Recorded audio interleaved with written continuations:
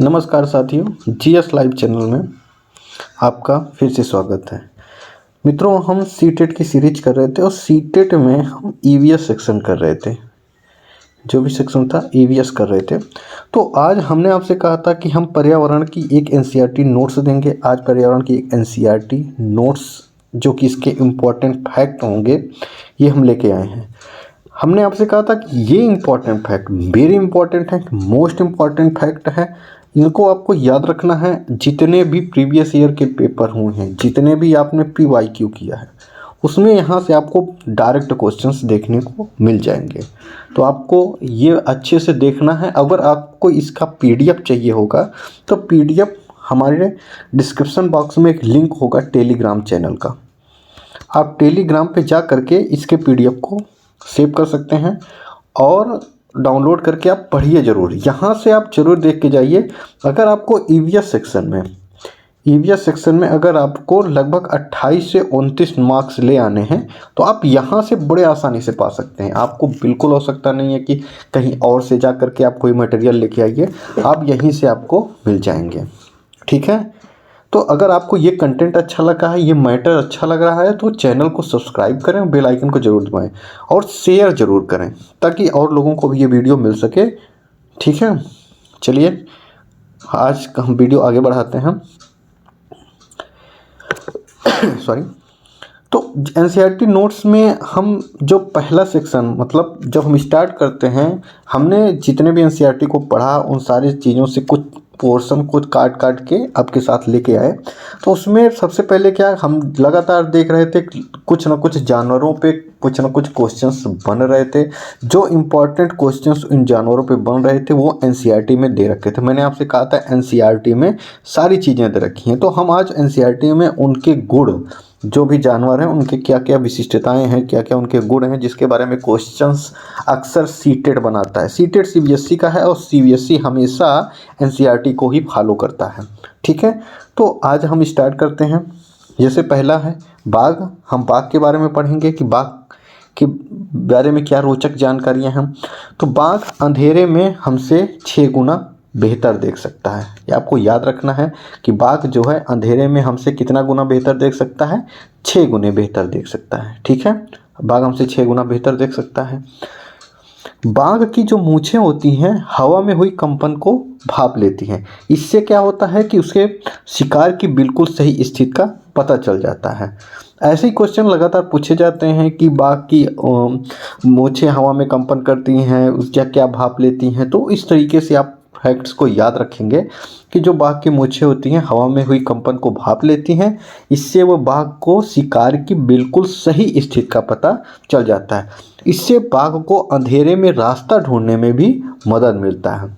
क्या? अंधेरे में रास्ता ढूंढने में भी मदद मिलता है। ठीक है, बाघ जो है मौके के अनुसार अपनी आवाज़ बदलता रहता है। मतलब बाघ बहुत सारी आवाज़ें निकालता है। यह जैसे उसकी वस्तुस्थिति होती है, जो समय होता है उसी के अनुसार ये अपनी आवाज़ें बदलता रहता है। अगर ये गुस्सा होगा तो एक अलग आवाज़ देगा, अगर बाघिन को बुलाना होगा तो ये अलग आवाज़ देगा। तो तरह तरह की आवाज़ देता है। और जो बाघ जो आवाज़ निकलता है, मतलब बाघ जो गुर्राता है, तो इसका गुर्राहट 3 किलोमीटर दूर तक सुनाई पड़ता है। काफ़ी बार पूछा गया है। अब क्वेश्चन से कहते हैं कि जो बाघ की गुर्राहट है कितने किलोमीटर तक सुनाई जा सकती है, तो ये 3 किलोमीटर तक बाघ की गुर्राहट सुनी जा सकती है। ठीक है, ये मोस्ट इम्पॉर्टेंट फैक्टर हैं। आपको इनको सारे फैक्ट को आपको याद रखना है। ठीक है, आगे बढ़ते हैं। बाघ जो है अपने इलाके में मूत्र करता है। उसकी जो गंध होती है, ये गंध भी छोड़ता है। तो यह क्या होता है कि जैसे इसने एक घेरे में यहाँ पे जैसे कोई जंगल है, तो यहाँ पे अगर ये इस तरीके का क्रिया करता है तो इससे क्या होगा कि जो भी अगला बाघ आएगा इसके मूत्र को झट पहचान लेता है और वो वहाँ नहीं जाता। मतलब ये अपने इलाके को डिफाइन करता है कि इस पूरे इलाके में यही रहेगा। ठीक है, यह इलाका कई किलोमीटर बड़ा भी हो सकता है। एक बाघ दूसरे बाघ के मूत्र के गंध को झट पहचान लेता है और वहाँ नहीं आता है। हवा से पत्ते के हिलने और शिकारी के झाड़ी में हिलने से हुई आवाज़ में ये अंतर को पहचान लेता है। मतलब बाघ के कान इतने खड़े होते हैं या क्या करता है कि हवा में अगर कोई पत्ता हिल रहा है या शिकारी कोई झाड़ी में छिपा हुआ है तो उसके हलचल को ये पहचान लेता है। बाघ के दोनों कान कहाँ हैं? बाहर की आवाज़ सुनने के लिए क्या करते हैं, एक अलग दिशा में और दूसरा अलग दिशा में, मतलब बहुत ज़्यादा घूम जाते हैं। अगर एक पूरब में है तो एक पश्चिम में होगा। ये बात बहुत ज़्यादा याद रखने वाली है कि आप अक्सर जानते हैं कि जो दिशाओं के कान एक ही नहीं, ये बाघ के जो कान होते हैं वो एक अलग दिशा में होता है, एक उसके विपरीत दिशा में। ठीक है, आगे बढ़ते हैं। एनसीईआरटी में कैसे दिया हुआ? एनसीईआरटी में ऐसे ही दिया हुआ है। आप एनसीईआरटी को देखिए तो इसमें आपको ऐसे मिल जाए कि बाघ अंधेरे में हमसे 6 गुना बेहतर देख सकता है। कितना? 6 गुना बेहतर देख सकता है। फिर आगे क्या दिया हुआ है? आगे दिया हुआ है कि बाघ की मूंछें हवा में हुए कंपन को भांप लेती हैं और उससे शिकार की बिल्कुल सही स्थिति का पता चल जाता है। इससे क्या होता है, इससे इन्हें अंधेरे में रास्ता ढूंढने में मदद मिलती है। बाघ अपने इलाके में मूत्र करते हैं, अपनी गंध छोड़ते जाते हैं, कई किलोमीटर बड़ा हो सकता है। तो ऐसे ही एनसीईआरटी में ये फैक्ट लिखे हुए हैं जिसको हमने आपको इस फॉर्म में लिख के दिया। बाघ मौके के अनुसार अपनी आवाज़ बदलता रहता है और गुस्से में अलग आवाज़, शेरनी को बाघिन को बुलाना होगा तो अलग आवाज़। तो इसकी जो आवाज़ होती है वो कितने किलोमीटर तक? 3 किलोमीटर तक इसकी गर्राने की आवाज़ को सुना जा सकता है। ठीक है, बाघ हवा में पत्ते हिलने और शिकारी के अंतर को बिल्कुल आसानी से पहचान लेता है। जो बाघ का कान होता है वो एक दूसरे के विपरीत बहुत ज़्यादा घूम जाता है। ठीक है, ये एनसीईआरटी में इसी तरीके से फैक्ट दिए। जैसे स्लॉथ के बारे में लगातार मैं पेपर करा रहा था तो आप पीवाईक्यू में देख रहे थे। अगर आपने पीवाईक्यू नहीं किया है तो आप जाकर के वहाँ से मेरे चैनल से पीवाईक्यू का आप वीडियो ले सकते हैं। तो पीवाईक्यू में आपने देखा था कि लगातार क्वेश्चंस, प्रीवियस ईयर के जो भी क्वेश्चंस थे, चाहे 1 जनवरी से लेकर के 17 जनवरी तक जो भी पेपर हुए थे, हमने उस कार्य को पेपर को कराया है। तो उसमें आपने देखा लगातार स्लॉथ से क्वेश्चन पूछे जा रहे थे। तो ये एनसीईआरटी का ही फैक्ट है। मैं अभी आपको दिखाऊंगा कि एनसीईआरटी में कहाँ से ये फैक्ट लिया गया है। स्लॉथ कैसा है? भालू जैसा दिखता है। उसमें आप देख रहे थे पॉइंट वाइज में कम में दिया था स्लॉथ के बारे में। यह पेड़ से उल्टा से लटका कर कितने घंटे सोता है? 17 घंटे सोता है। यह जिस पेड़ पर रहता है उसी के पत्ते खाता है। ठीक है, एक पेड़ के सारे पत्ते खाकर ही ये दूसरे पेड़ पर जाता है और अपने 40 साल के जीवन काल में 8 पेड़ के ही पत्ते ये खा पाता है। तो एक सप्ताह में एक बार ही यह सोच के लिए पेड़ से नीचे उतरता है। ठीक है, तो स्लॉथ के बारे में आप देखिए क्या लिखा हुआ है। ये एनसीईआरटी का फैक्ट है। एनसीईआरटी में ऐसे ही लिखा हुआ है कि भालू जैसे दिखते हैं पर भालू नहीं है। ये दिन के करीब 17 घंटे पेड़ों से उल्टे से लटका कर सोते हैं। कितने घंटे?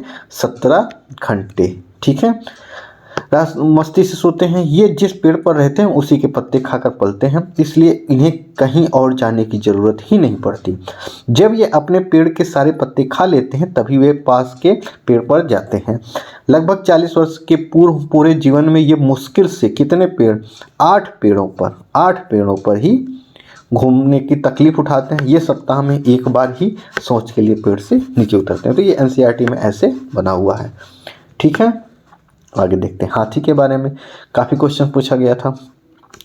हाथी की झुंड की सबसे बड़ी नेता कौन होती है? बुजुर्ग हथनी होती है। जो झुंड होता है हाथी का उसमें की जो नेता होती है कौन होती है? बुजुर्ग हथनी होती है। और हाथियों के झुंड में केवल हथनियाँ और बच्चे ही होते हैं। ठीक है, एक झुंड में कितने हथनियाँ होती हैं? लगभग 10 से 12 हथनियाँ और बच्चे होते हैं। ठीक है, हाथी 14 से 15 साल तक ही झुंड में रहते हैं। उसके बाद ये क्या करते हैं? झुंड को छोड़कर अकेले रहते हैं। तो एनसीईआरटी में कैसे दिया है? ऐसे लिखा हुआ है। क्या तुम जानते हो एक बड़ा हाथी एक दिन में 100 किलोग्राम से ज़्यादा पत्ते और झाड़ियाँ खा लेता है। ये क्वेश्चन पूछा है सीटेट में कि हाथी एक दिन में कितने पत्ते खा सकता है? तो 100 किलोग्राम से ज़्यादा पत्ते या झाड़ियाँ खा लेता है। हाथी बहुत कम आराम करता है। ये भी क्वेश्चन पूछा था, मतलब पॉइंट में दे रखा था हाथी आराम करता नहीं, हाथी बहुत कम आराम करता है। यह एक दिन में केवल 2 से 4 घंटे ही सोता है। हाथी को पानी और कीचड़ में खेलना बहुत भाता है। इससे उसके शरीर को ठंडक मिलती है। वैसे उसके कान भी पंखे की तरह होते हैं। कैसे होते हैं? गर्मी लगने पर हाथी अपने कान हिलाकर हवा करते हैं। इसके जितने भी पॉइंट हैं ये सब बहुत इम्पॉर्टेंट फैक्ट हैं। और ऐसे आपको फैक्ट जितने भी हैं वो पॉइंट के फॉर्म में 1, 2, 3, 4 के फॉर्म में दिया रहेगा और कहेगा इनमें से कौन से सही हैं। तो आप अगर याद रहेगा तो आप आसानी से कर लेंगे। दूसरा हाथी के बारे में दिया हुआ था क्या कि तुमने पढ़ा कि नंदू हाथी अपने झुंड के साथ रहता है। हाथियों के झुंड में केवल हथिनियाँ और बच्चे ही रहते हैं। झुंड की सबसे बुजुर्ग हथनी, हमने कहा झुंड में कौन होती है, बुजुर्ग हथनी ही पूरे झुंड की नेता होती है। एक झुंड में 10 से 12 हथनियाँ और बच्चे होते हैं। हाथी 14-15 साल तक ही इस झुंड में रहते हैं, फिर वे झुंड को छोड़ देते हैं और अकेले रहते हैं। नंदो भी जब 14-15 साल का हो जाएगा तो वो क्या करेगा, अपना झुंड छोड़ देगा। तो इसमें एक नंदू हाथी के बारे में बताया है। एनसीईआरटी में ऐसे ही फैक्ट डाले जाते हैं। ठीक है, आगे बढ़ते हैं। आगे का में नेपिंथस। नेपिंथस क्या है, नेपिंथस एक पौधा है जिसको हम क्या बोले थे, घटपर्डी का पौधा। क्या बोले थे, घटपर्डी का पौधा बोले थे। ठीक है, ये होता है घटपर्डी का पौधा। नेपिंथस नामक पौधा चूहा, मेढक के को कीड़ों मकोड़ों और छोटे जीवों का ये शिकार करता है। एक ऐसा पेड़ पौधा भी होता है जो चूहों का, मेढकों का, कीड़ों मकोड़ों का शिकार करता है। ये जो छोटे जीव होते हैं उनका भी शिकार करता है। आप कहेंगे कि पौधा भी शिकार करने लगा, क्यों शिकार करता है, क्योंकि इसमें नाइट्रोजन की कमी होती है। ये पौधा जहाँ होता है वहाँ पे नाइट्रोजन की कमी होती है, मतलब जहाँ पे बारिश ज़्यादा होगी वहाँ पे पौधा होता है, नाइट्रोजन की कमी होती है, उसको पूरा करने के लिए इसका शिकार करता है। ये पाया कहाँ जाता है, ये ज़्यादातर ऑस्ट्रेलिया, इंडोनेशिया और भारत के मेघालय राज्य में। भारत में कहाँ पाया जाता है, मेघालय राज्य में ये पाया जाता है।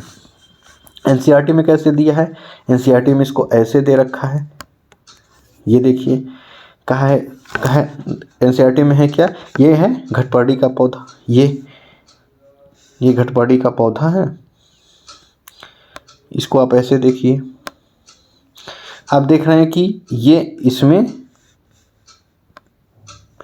ये देखिए, ये कीड़ों मकोड़ों को क्या करता है, एक ढक्कन जैसे नुमा संरचना होती है, कीड़ों मकोड़ों को खा जाता है।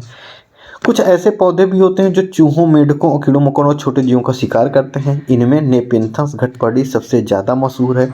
यह ऑस्ट्रेलिया, इंडोनेशिया और भारत के मेघालय राज्य में पाया जाता है। इसका आकार कैसे होता है, लंबे घड़े जैसा होता है, जिसके ऊपर पत्ती का ढक्कन लगा होता है, पत्ती का ढक्कन लगा हुआ है।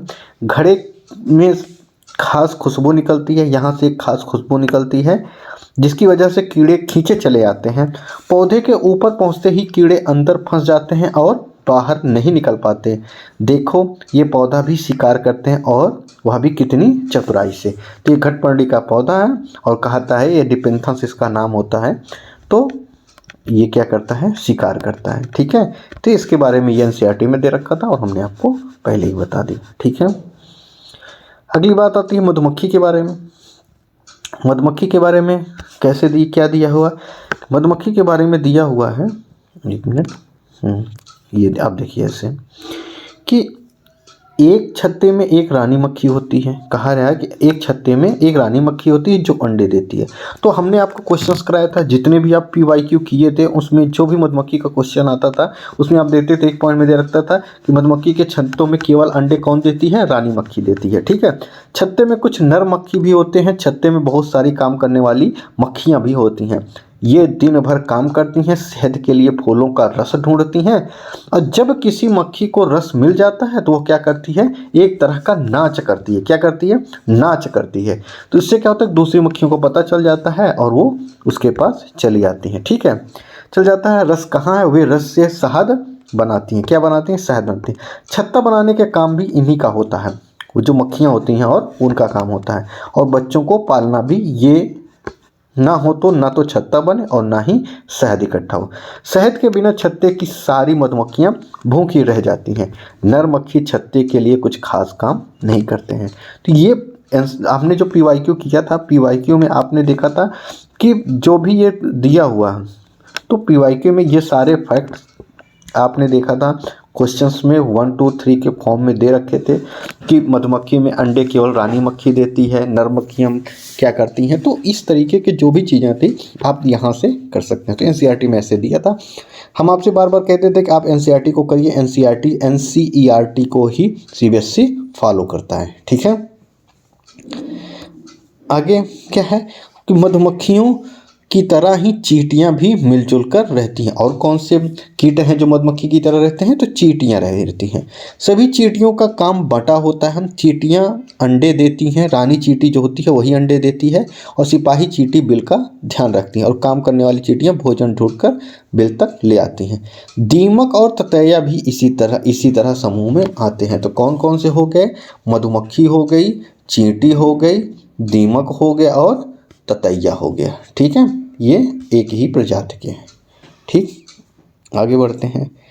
हम रेगिस्तानी ओक के बारे में बार बार क्वेश्चन पूछा गया था। जितने भी आप PYQ में देख रहे थे रेगिस्तानी ओक के बारे में, ये भी NCERT में कैसे लिखा है, आप पूरा NCERT को ही देखिए कि ऑस्ट्रेलिया में एक पेड़ पाया जाता है जिसका नाम क्या है? रेगिस्तानी ओक है। इसकी ऊंचाई तुम्हारी क्लास की दीवार के लगभग होती है। क्वेश्चन में पूछा जाता था, बताया जाता था कि एक पौधा है, इसकी ऊंचाई कमरे के बराबर होती है। तो इसमें दीवार के बराबर मतलब कमरे के बराबर होती है। और पत्तियां बहुत ही कम होती, उसमें बहुत ज़्यादा पत्ती करके क्वेश्चन पूछा हुआ था तो गलत था। तो पत्तियां बहुत ही कम होती। अंदाज़ा लगाओ इनकी जड़ें ज़मीन से कितनी गहराई होंगी? तो इनकी जड़ें ज़मीन से 30 गुना ज़्यादा, मतलब इनकी जो लंबाई होती है उसके 30 गुना ज़्यादा गहरी होती हैं। ठीक है, सोचिए यदि ऐसे 30 पेड़ जमीन पर लाइन से लिटा दिए जाएं तो इस लंबाई तक जमीन में गहरी जाती है। मतलब ये कह रहा है जिसकी जड़ें होती हैं, अगर इससे जैसे 30 पेड़ मतलब 30 गुना, हमने जो कहा था 30 गुना, तो 30 पेड़ों को अगर लुटा दिया जाए तो उतनी ही लंबाई की जिनकी जड़ें होती हैं, तो 30 गुना गहरी होती हैं। इस पेड़ की जड़ें जब तक कि पानी तक न पहुंच जाए यह जमीन पेड़ के तने में जमा होता रहता है। इस इलाके में रहने वाले लोग यह बात जानते थे, जब कभी इस इलाके में पानी नहीं होता है तो वहाँ के लोग क्या करते थे? इसके तने के अंदर पतला पाइप डालकर पानी निकाल लेते हैं। मतलब जो इसका तना होता है वहाँ पे काफ़ी मात्रा में पानी जमा होता है। ठीक है, इसके बारे में हमने भी पढ़ा था। तो ये सारे इम्पॉर्टेंट फैक्ट थे NCERT के जो आपको कराने थे। NCERT के और सारी भी जो चीज़ें हैं लगभग बन गई हैं और बहुत जल्द ही आपको मिल जाएंगी। वो ऐसे इम्पॉर्टेंट फैक्ट ही हैं जो कि आपको एग्ज़ाम में बहुत ही हेल्पफुल करेंगे।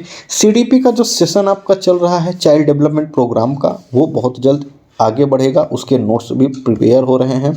आप CDP का जो सेशन है हमारे चैनल पे आप जाकर के देखेंगे तो उसमें बहुत ही इम्पॉर्टेंट फैक्ट, वो सारे फैक्ट जो लगातार पूछे गए हैं उन्हीं सारे फैक्टों को आपको कराया जा रहा है। आप इनको पढ़ के जाते हैं तो आप 100+ नंबर बहुत आसानी से ले आ लेते हैं। आपको बहुत आवश्यकता नहीं है पढ़ने की, आप यहीं से ले आ लेंगे। आपको बहुत ज़्यादा पढ़ने की ज़रूरत नहीं है। अगर आपको चैनल अच्छा लगता है, इसके वीडियो इसके कंटेंट अच्छे लगे हों तो चैनल को सब्सक्राइब करें और बेल आइकन को ज़रूर दबाएं और शेयर ज़रूर करें ताकि ये औरों तक पहुँचे। धन्यवाद।